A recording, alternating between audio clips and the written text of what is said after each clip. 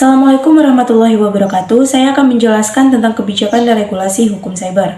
Jenis-jenis kejahatan yang termasuk ke dalam tindak pidana hukum cyber diantaranya yang pertama, cyber terorisme, cyber pornografi, cyber harassment, cyber stalking, cyber squatting, hacking, courting, government, and freelance spying termasuk corporate espionage dan organized crime. Yang terakhir, academic cheating dan scientific misconduct.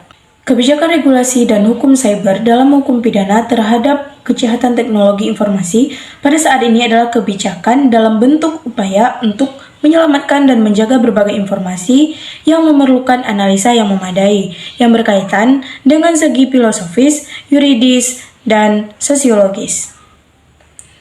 Teknologi informasi dewasa ini sangat penting, serta mempunyai dampak terhadap kegiatan manusia.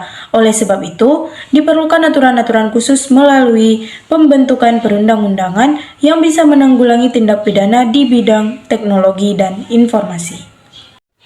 Kebijakan dalam menanggulangi kejahatan cybercrime dapat dilakukan dengan dua tahapan atau dua cara, yaitu kebijakan penal dan kebijakan non-penal. Regulasi khusus di bidang teknologi informasi dalam hukum cyber diantaranya yaitu yang pertama, ratifikasi Konvensi Dewan Eropa tentang Convention on Cybercrime Budapest, Hongaria 2001 oleh Indonesia. Indonesia sebagai negara yang belum meratifikasi konvensi tersebut, untuk kedepannya perlu adanya peratifikasian terhadap Konvensi Dewan Eropa tahun 2001. Alasannya ialah untuk memperkuat landasan hukum serta memperkuat berlakunya undang-undang khusus tindak pidana siber terhadap pelaku kejahatan yang berada di luar negara Indonesia. Tentunya, ratifikasi ini nantinya harus sesuai dengan prosedur yang berlaku, baik itu menurut hukum internasional, yaitu Konvensi Wina 1969, maupun menurut hukum nasional, Pasal 11 Undang-Undang Dasar Negara Kesatuan Republik Indonesia tahun 1945. Yang kedua, Undang-Undang tentang Kejahatan Cyber. Seiring dengan perkembangan zaman dan dalam mengatur cyberspace dan cybercrime, telah terbit peraturan yang khusus mengatur tentang tindak pidana teknologi informasi yang tercantum dalam Undang-Undang Nomor 19 Tahun 2016 tentang perubahan atas Undang-Undang Nomor 11 Tahun 2008 tentang informasi dan transaksi elektronik atau disebut dengan UU ITE.